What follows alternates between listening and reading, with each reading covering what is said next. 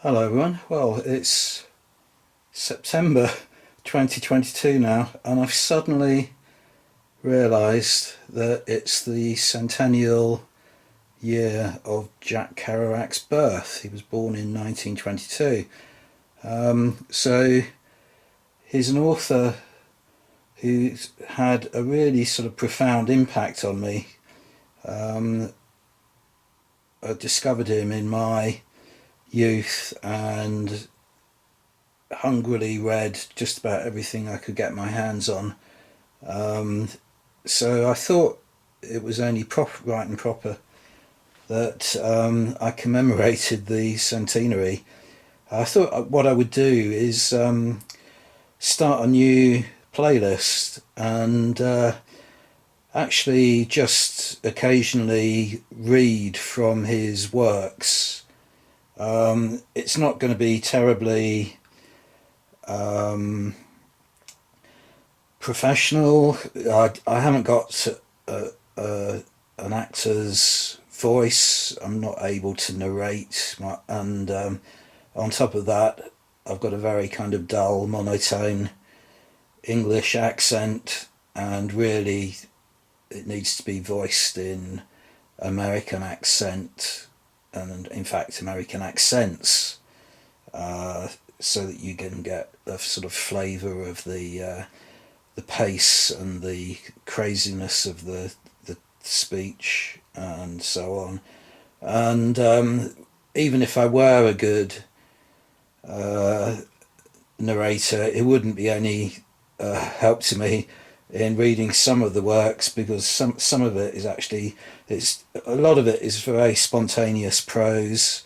So you have to read it in a very excited manner, but also at times he resorts to symbols and so on rather than actual words and letters. So they'll get triangles and things like that. I think, if I remember rightly, Visions of Kodi um, descends into, well, it doesn't descend, but it resorts to the use of all kinds of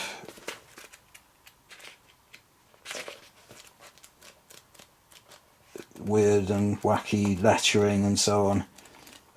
That's impossible to read. You just have to see it.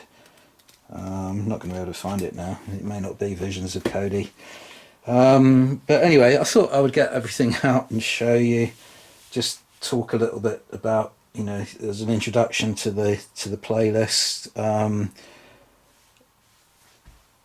My collection spans quite a large amount of works. I think I have everything he ever wrote. I wouldn't like to guarantee that, but I've got a pretty good collection. Back in my youth, the books were much easier to come upon. Um, you know, there weren't just the sort of regular chains of book stores in the UK. You had bookshops that would specialise in American writing, for instance. I remember one in Lower Regent Street in London that I used to visit, and you'd come across specialist bookshops where you could pick up a lot of Kerouac's works. So I got a lot. I got a lot that way, and then I got others when I was travelling. I think this one here I actually purchased in Amsterdam, if I remember rightly. There was an American bookshop in Amsterdam that I got. This is just that these aren't books by, some of these aren't books by Kerouac, they're books about Kerouac. So all these ones in the centre here are all books, that sort of written describing his life and the Beat Generation movement and so on. The reason that's called Visions of Kerouac is he wrote quite a few books that were called Visions of. This is Visions of Kodi. Kodi Pomeroy was a character in his books. It's actually based on Neil Cassidy. This is a book written by Neil Cassidy because Kerouac encouraged him into to writing. So it's a book called The First Third, which is about the first third of Neil Cassidy's life. Neil Cassidy is the central character, Dean Moriarty, in On the Road, which is Kerouac's best known work. I'm not knocking it anyway because it is a fabulous read, but I wouldn't put it at the top of my list of favourite Kerouac's works. But anyway, that's Neil Cassidy, aka Dean Moriarty, in On the Road. That's Kerouac himself there. I've been rummaging through attics and boxes and so on because I have got this photograph somewhere, but I couldn't get hold of it, so I had to give up in the end.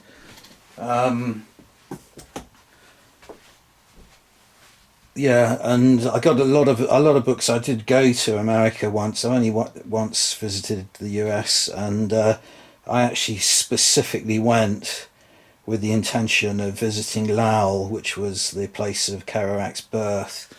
You can see kind of over here. We've got lots of maps and things of the town that I picked up while I was there. It's a very interesting place to go. Lowell was the sort of one of the industrial centres of America's prosperity.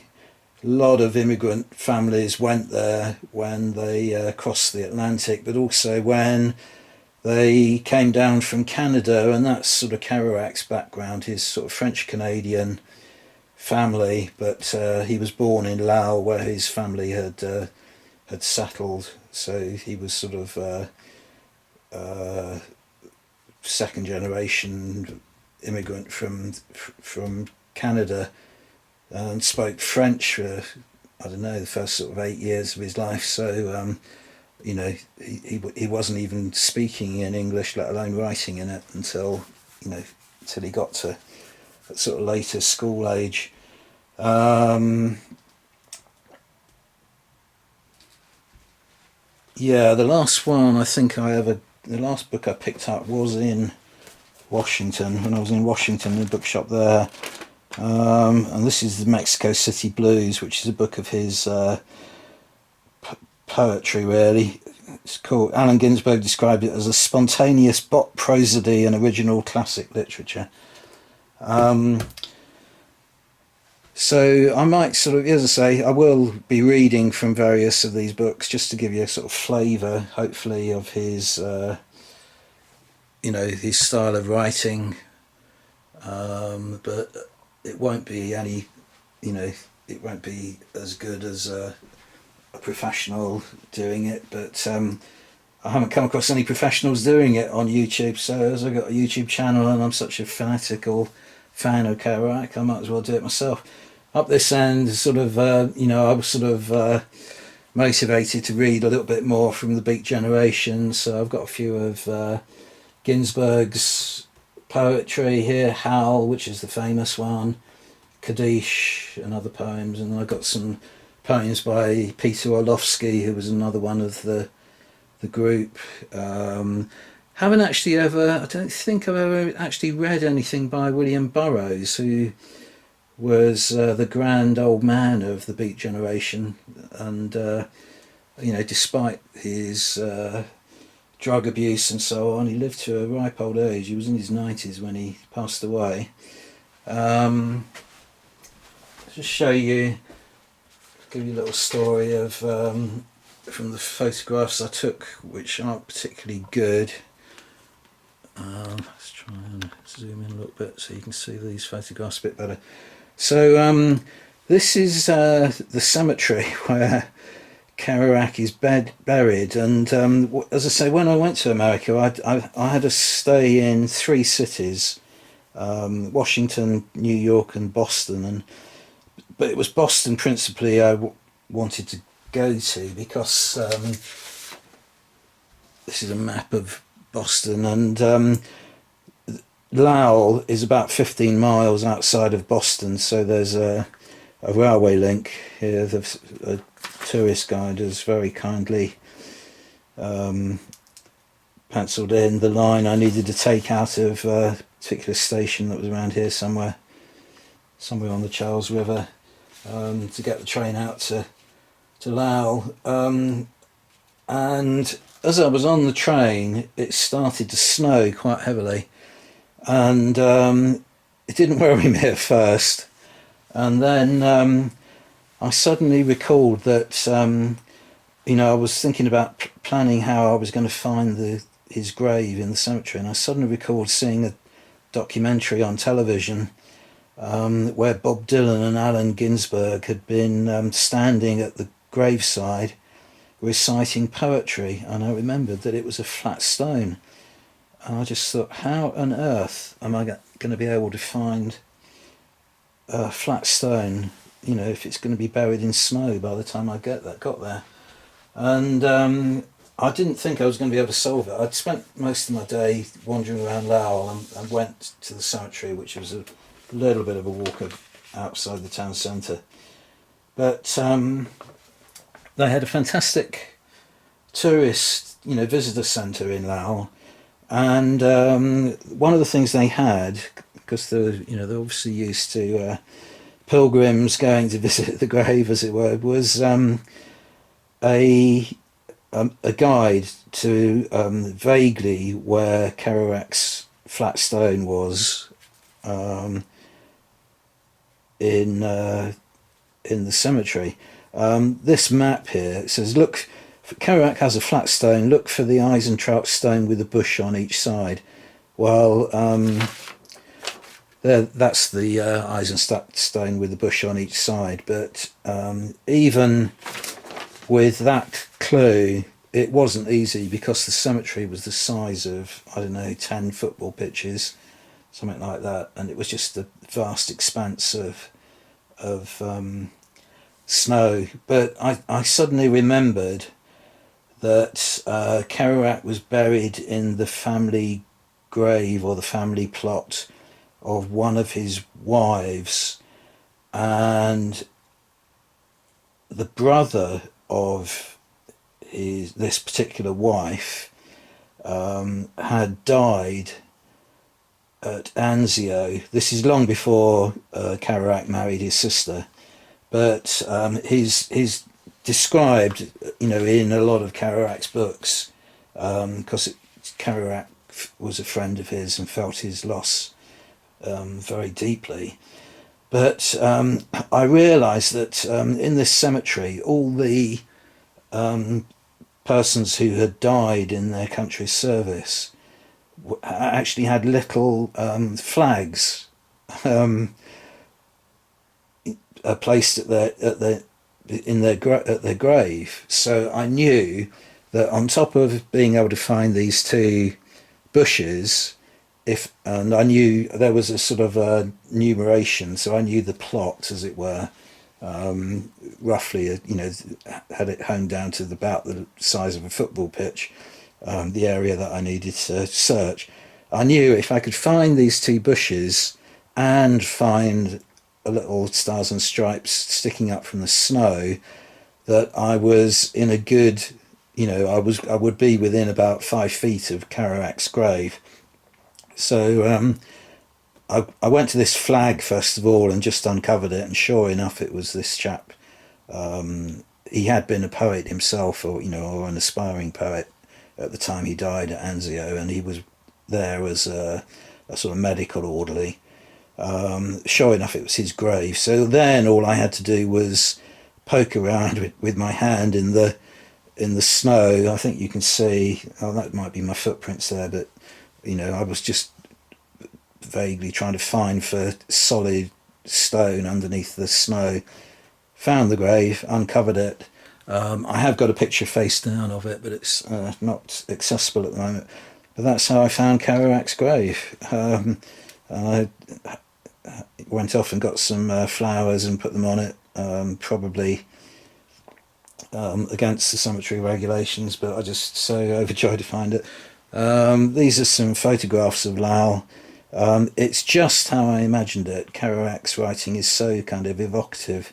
He describes all these sort of foggy, low, poor visibility kind of days with reddish brown brick industrial buildings. So it was with steam coming out of luncheon cars and all this kind of thing. It was exactly how I pictured it would be. And there's a very good room in the museum dedicated entirely to Kerouac. So these are a couple of the displays on. They had his typewriter that he famously used to write with rolls of paper so that he didn't have to keep changing the paper, just typing away crazily on sort of yards and yards of paper. Excuse me a minute. Sorry about that. Interrupted by the postman. Yeah, he famously wrote this sort of spontaneous prose, first thought, best thought kind of attitude to writing, which is a little bit of a myth. I mean, in fact, On the Road itself was edited a number of times before the final version came out. But this is his travelling kit as well. Some of the stuff that he was very kind of proud of the way he could be self-contained as he travelled around the country, his knapsack and so on.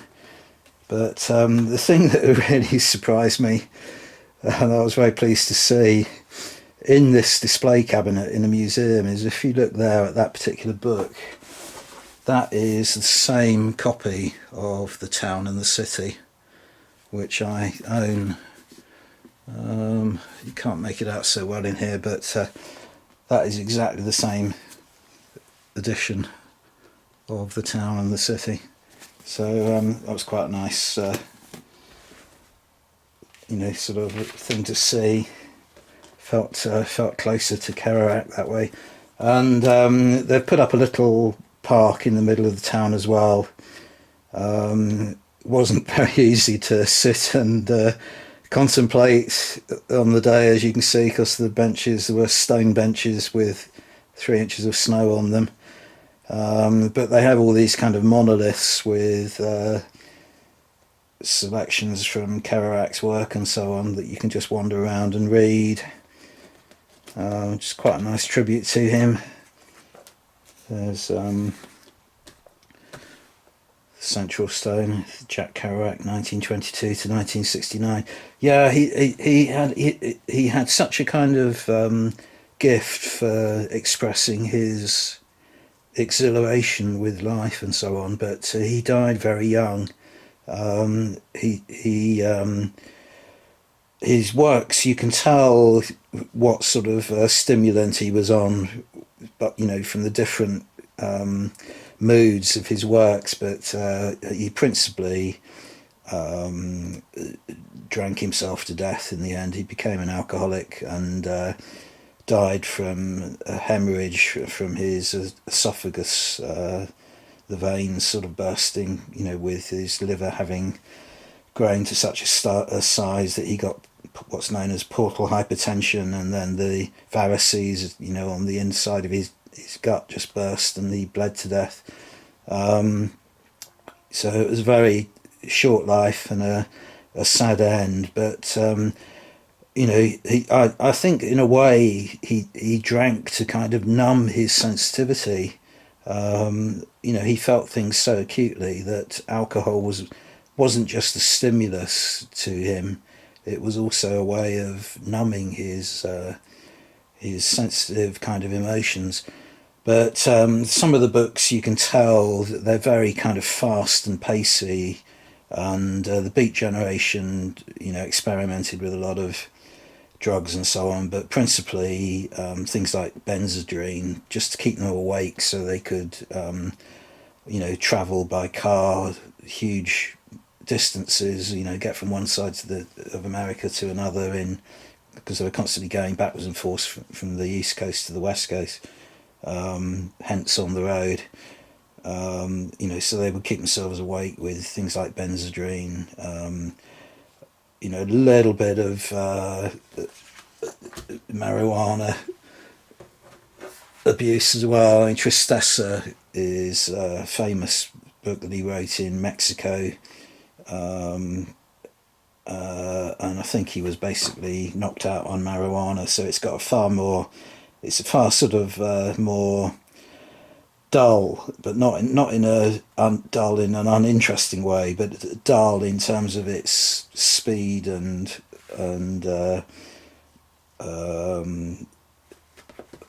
kind of emotional numbness in a way. So you can tell it was written while he was on marijuana. Yeah, I think that's basically everything I wanted to say at this point. Just as I say, to introduce you to a new book list, and I'm going to start with an extract from Dr. Sachs, which is a bit of an unusual read. I'll describe it by reading the back of the book so you can get an idea of it. It says, describing the mystery and terror of an intensely felt adolescence, Dr. Sachs is the story of Jack Deleuze, like Kerouac himself, a French Canadian, growing up among the shadowy doorways and brown tenements of Lowell, Massachusetts. Always lurking in the back of Jack's mind is the shadow of Dr. Sachs, cape-flowing, slouch hat half concealing a malevolent leer. He is one of the many ghosts, monsters, and demons that inhabit Jack's fantasy-ridden world. Memory and dream are intermixed in a mad universe which at last erupts in an apocalyptic vision that destroys the reincarnation of evil, and with it the boy's morbid world. So it's a bit of a strange one to start with. It's kind of Dr. Sachs is a sort of fantasy shadow figure from sort of boyhood comics, who accompanies this chap Jack Deleuze, who is actually Jack Kerouac, around Lowell, and it's a vehicle that allows Kerouac to describe his boyhood and some of the fantasies, not just the actual events, but some of the fantasies and emotional kind of feelings that he had at the time.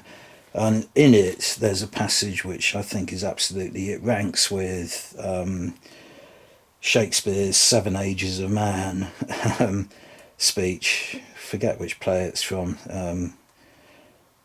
Yeah, no, I can't remember. I don't know my Shakespeare that well, but it ranks with that. So I thought I would start with that because it's such I'll read the chapter that's included in, and that will be coming up on my channel soon. And as I say, it won't be of interest to many people, but I do feel kind of obligated to mark the year in some way, because I am, as I say, I'm an absolute fanatic of his work.